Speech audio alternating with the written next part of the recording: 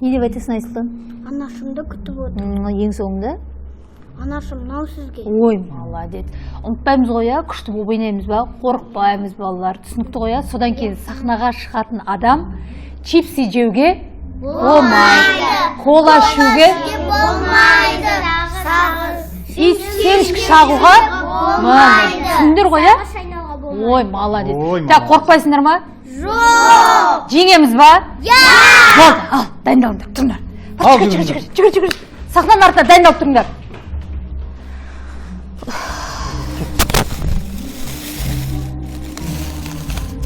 Аман есен өтіп қалсақ, Құдай қаласа.